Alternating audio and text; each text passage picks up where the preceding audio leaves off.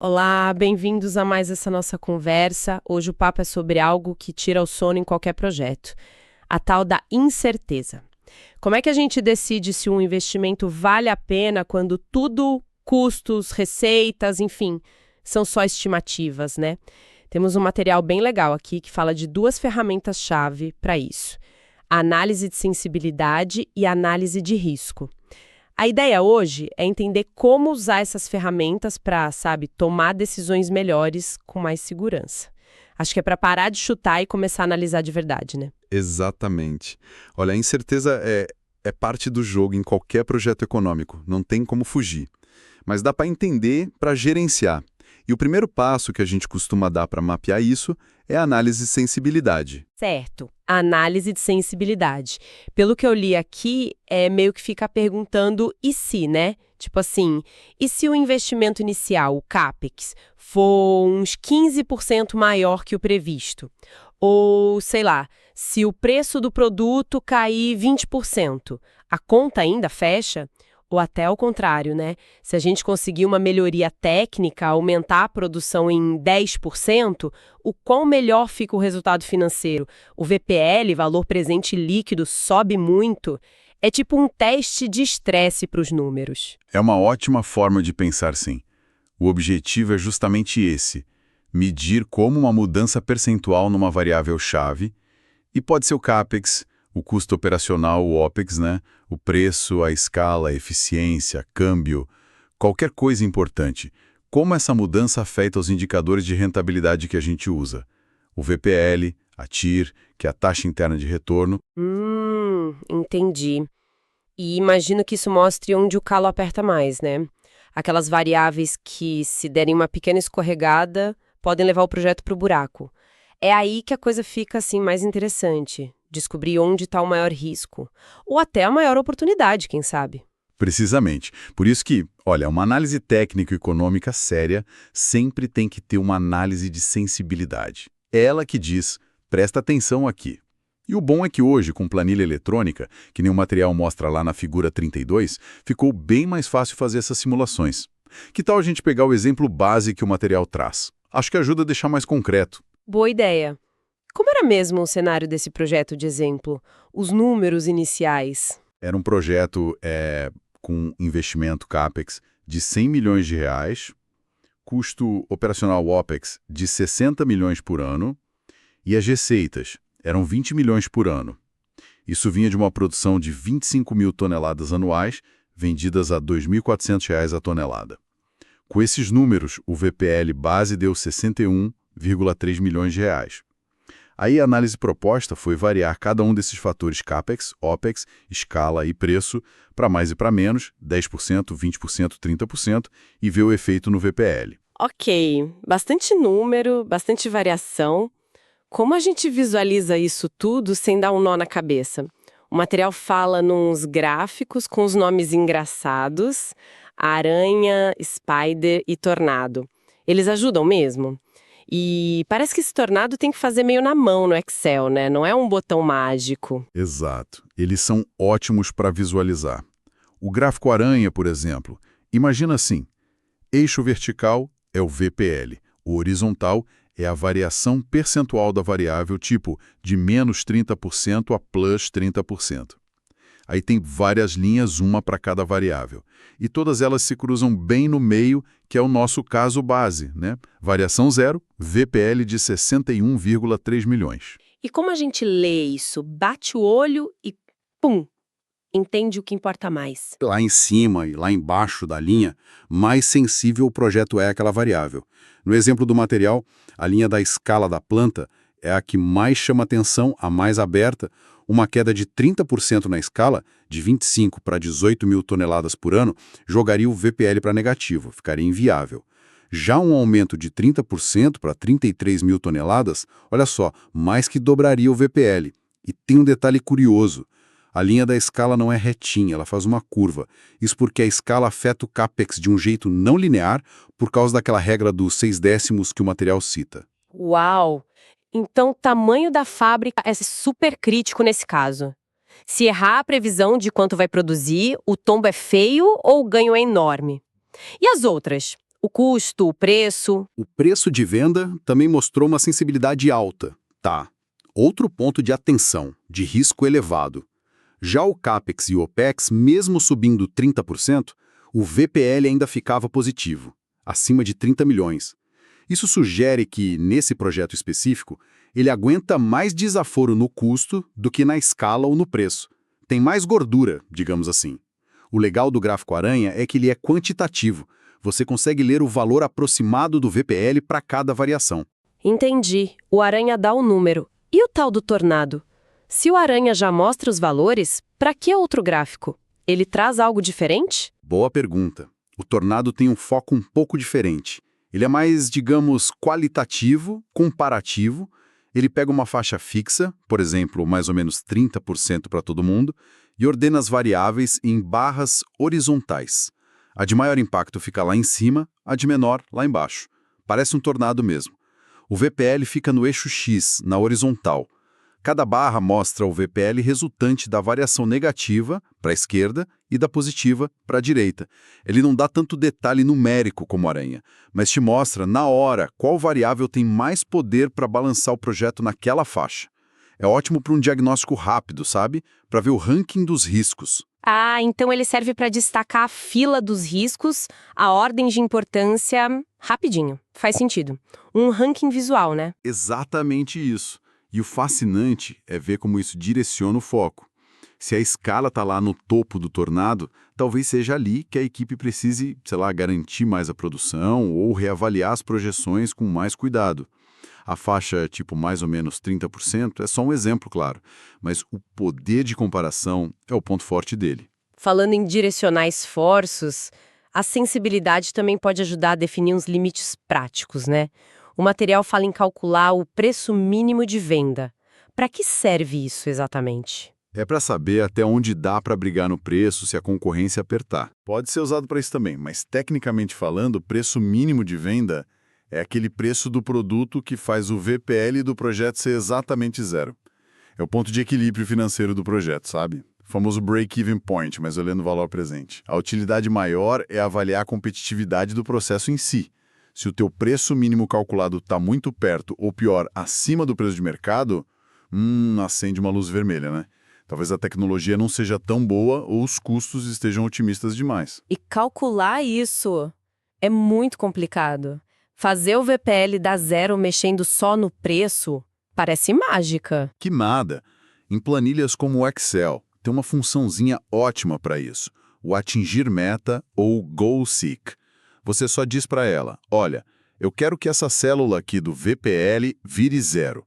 Para isso, pode mexer nessa outra célula aqui, que é a do preço de venda. E pronto, ele calcula para você. No exemplo do material, esse preço mínimo deu R$ 1.668 por tonelada. Abaixo disso, considerando a taxa de desconto usada, o projeto já não se pagaria. Entendi. R$ 1.668 por tonelada é a linha d'água. Vender abaixo disso, o projeto afunda em termos de valor gerado. Exato. E tem mais um gráfico interessante no material, a figura 34, que complementa bem isso. Ele mostra como a escala da planta mexe nesse preço mínimo, e o resultado foi que, mesmo reduzindo a escala em até uns 25%, o preço mínimo ainda ficava abaixo do preço de mercado, que era R$ 2.400 por tonelada. Isso mostra que o projeto tem uma certa resiliência, né? Aguenta um pouco de variação na produção. Ok, analisar uma coisa de cada vez é útil. Mas vamos combinar, na vida real as coisas não costumam dar errado ou certo sozinhas, né? Muitas vezes o custo sobe e a produção cai junto, por exemplo. Como a gente lida com essa combinação de fatores? É aí que entram cenários que nem tá na tabela 7. Perfeito, é isso mesmo. A vida real é mais bagunçada, né? E a análise de cenários tenta capturar um pouco dessa complexidade, combinando variações em várias coisas ao mesmo tempo. O material ilustra isso calculando o preço mínimo de venda para 3 cenários diferentes. O realista, que é o nosso caso base, um pessimista, imagina, CAPEX e OPEX 20% maiores e a escala 20% menor, e um otimista, o contrário, CAPEX e OPEX 20% menores e escala 20% maior. E aí, como ficaram os preços mínimos? Imagino que no cenário pessimista a coisa tenha ficado bem feia para o projeto. Ficou sim. No realista, o preço mínimo era R$ 1.668, como a gente viu. No pessimista, com tudo dando errado ao mesmo tempo, o preço mínimo pulou para R$ 2.622. Se comparar com o preço de mercado de R$ 2.400, bom, nesse cenário pessimista, o projeto ficaria inviável, não seria competitivo. Já no cenário otimista, o preço mínimo caiu bastante, para R$ 1.072, mostrando que tem um potencial de lucro bem alto se as coisas forem melhores que o esperado. Nossa. Então, nesse cenário pessimista, o projeto só daria certo se os preços de mercado subissem muito. Isso mostra bem o quanto aquelas premissas iniciais são importantes, né? Exatamente. Se a gente junta tudo, a análise de cenários dá uma visão do risco que considera essas interdependências, essas combinações, o que é fundamental. Ela mostra não só o impacto de uma coisa isolada, mas o efeito somado de vários ventos contra ou a favor, né? Faz muito sentido. Então, deixa eu ver se eu entendi a sequência. A sensibilidade mostra o impacto de cada variável sozinha, com aqueles gráficos aranha e tornado, e o preço mínimo. Os cenários combinam alguns desses impactos, mas nenhuma delas me diz qual a chance disso acontecer, né? A gente sabe que o cenário pessimista é ruim, mas ele é provável ou é super raro? Parece que falta uma peça ainda para decidir. É aqui que entra a tal da análise de risco de investimento, usando a famosa simulação de Monte Carlo. Exatamente essa é a lógica. A sensibilidade e o cenário são, digamos, determinísticos. Se acontecer X, o resultado é Y. A análise de risco com Monte Carlo traz a probabilidade para a conversa. Dada a incerteza em X, qual a chance de Y acontecer? O objetivo é estimar a probabilidade de certos resultados, tipo qual a probabilidade do VPL ser maior que zero, ou da TIR passar da meta da empresa. A gente sai da certeza de um cenário para a probabilidade de vários. Monte Carlo. O nome sempre me lembra de cassino. Como é que jogar dados pode ajudar a tomar decisão séria de investimento? Meio estranho, não? O nome vem daí mesmo, mas a aplicação é bem séria e rigorosa. O processo tem alguns passos importantes. Primeiro, a gente identifica as variáveis mais críticas, geralmente aquelas que a análise de sensibilidade já apontou como sendo de alto impacto. Segundo, e aqui está o pulo do gato, a gente atribui distribuições de probabilidade para essas variáveis. Em vez de dizer o preço vai ser X, a gente diz o preço pode variar segundo essa curva aqui. O material até cita as distribuições mais comuns, né, na figura 35. A normal, que é boa para coisas que têm histórico, tipo o preço de commodity. A triangular, quando a gente não tem muito dado, mas tem uma ideia de mínimo, máximo e mais provável, baseado em opinião do especialista. E a uniforme, que é um sorteio simples entre o mínimo e o máximo. Entendi. Então, em vez de um número fixo, a gente define as regras da incerteza para cada variável importante. E depois... O que acontece depois? Depois o computador faz o trabalho pesado. Terceiro passo. Rodamos milhares de simulações. Coisa de 5.000, 10.000 vezes é bem comum. Em cada rodada dessas, o computador sorteia um valor aleatório para cada variável de risco, mas respeitando a distribuição que a gente definiu para ela. Quarto passo. Com esse conjunto de valores sorteados, que é tipo um cenário completo aleatório, a gente recalcula o VPL e a TIR usando o modelo financeiro do projeto. E o quinto passo. Depois de fazer isso milhares de vezes, a gente tem milhares de resultados possíveis de VPL e TIR. Aí sim, a gente analisa essa montanha de dados estatisticamente, faz gráficos de frequência e calcula as probabilidades que interessam. Ufa! Parece trabalhoso, mas a lógica faz sentido. Simular milhares de futuros possíveis, baseados nas incertezas que a gente consegue mapear, e ver quantas vezes o resultado é bom.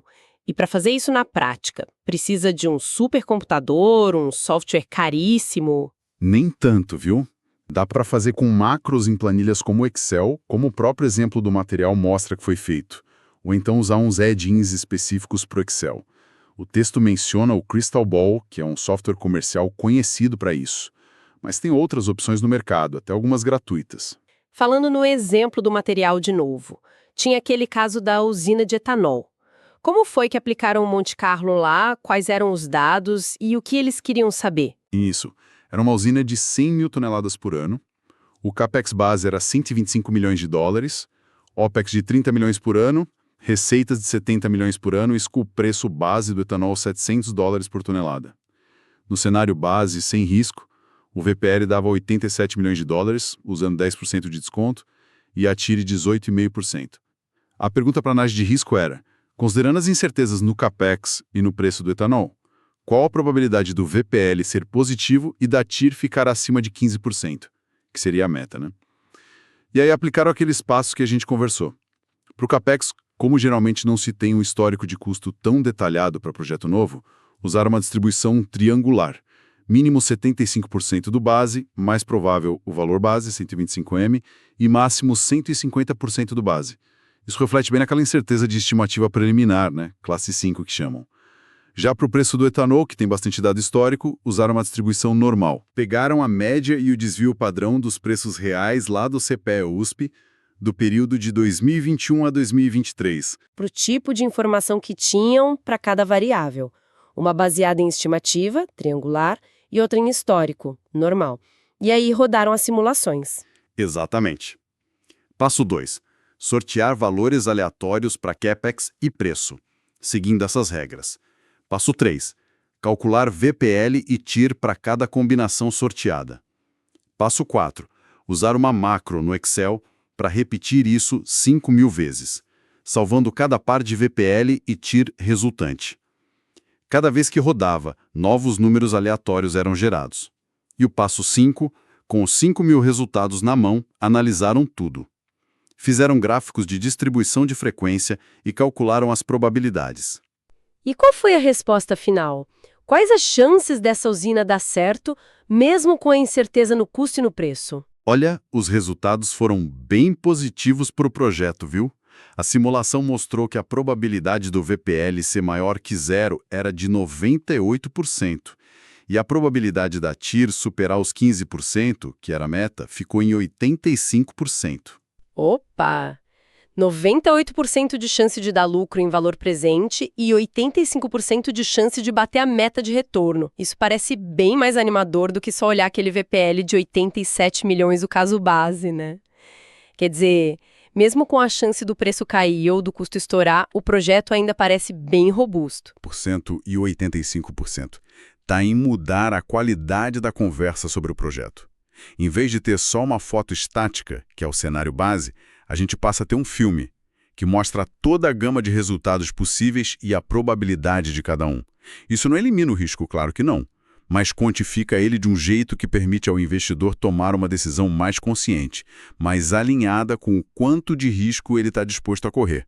A pergunta deixa de ser, o VPL é positivo, e vira, qual a chance do VPL ser positivo? E essa chance é boa o suficiente para mim? Fantástico, faz todo sentido mesmo. Então, para a gente amarrar tudo, começamos com a incerteza que está sempre lá nas estimativas, vimos a análise de sensibilidade com os gráficos aranha e tornado e o cálculo do preço mínimo para entender o impacto das variáveis mais críticas. Depois, combinamos fatores na análise de cenários e, por fim, mergulhamos na análise de risco com o Monte Carlo para estimar a probabilidade dos resultados acontecerem, trazendo a incerteza para dentro do modelo de forma estatística. A mensagem principal parece ser que, usando essas ferramentas juntas, a gente consegue uma visão muito mais estruturada e realista para avaliar se o investimento vale a pena e quais os riscos envolvidos. Resumo perfeito. É fundamental entender isso. O objetivo não é adivinhar o futuro. Ninguém tem bola de cristal. O objetivo é organizar o pensamento sobre as incertezas. É mapear o que pode acontecer, qual o estrago se acontecer e qual a chance de acontecer. A gente sai de uma estimativa única, pontual, que quase com certeza vai estar errada, em algum grau, para uma compreensão da distribuição de resultados possíveis e dos riscos que vêm junto. E isso, sem dúvida, leva a decisões muito mais bem informadas. Excelente. Olha, para a gente fechar com uma reflexão, fiquei pensando aqui sobre o uso de dados históricos, como os preços do etanol do CPEA, para definir as distribuições lá no Monte Carlo. Sim. Fica a pergunta, E aqueles eventos totalmente fora da curva, sabe? Os tais cisnes negros que não tem nada parecido no histórico. Como eles bagunçam a confiança nessas análises?